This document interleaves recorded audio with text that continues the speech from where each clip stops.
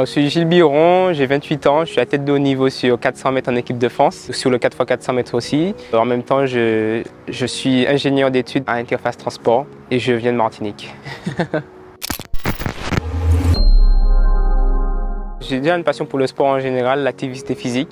Avant, je faisais de la natation et j'étais déjà aussi très bon sur les entraînements à sec. Après, au lycée, j'ai fait le 3x500 au bac et ma prof m'a conseillé de commencer l'athlétisme et c'est là que j'ai testé.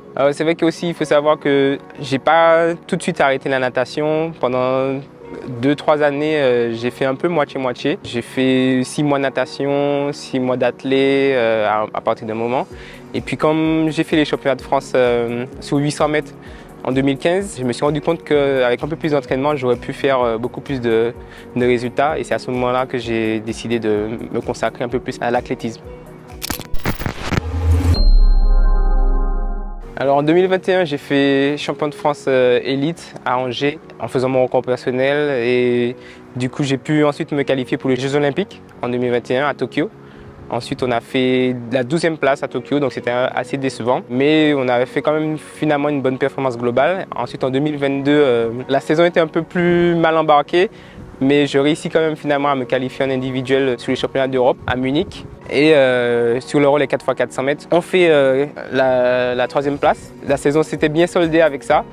Et puis en 2023, je continue sur cette lancée en salle avec le titre de champion de France en salle et la 3e meilleure perf française de tous les temps, qui ensuite me permet de me qualifier pour les championnats d'Europe à Istanbul. Et aussi sur le 4x400 mètres, on a fait la médaille d'argent sur ces championnats-là. Donc au fur et à mesure, on augmente l'intensité. Et puis là, cette saison-là, elle est bien embarquée aussi, où je fais mon record personnel en 45-38. Et je suis à du coup 3 centièmes des minima pour les championnats du monde de cet été, qui seront à Budapest fin août. Et si je fais 45-0 à ces championnats-là, je serai aussi là pour les Jeux Olympiques en 2024. Il ne faut pas oublier les Jeux européens fin juin où avec l'équipe du 4x4 mix, on a fait record de France en 3:13:36 et on a fini 4e de la compétition.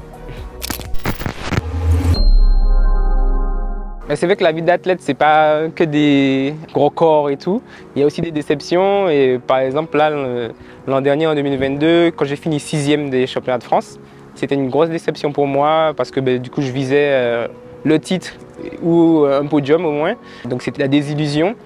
Mais je ne me suis pas laissé abattre. Et après ça, une semaine après, du coup, je fais mon record. Et ensuite, comme je l'ai dit, j'ai réussi à me qualifier en individuel là où certains n'ont pas réussi.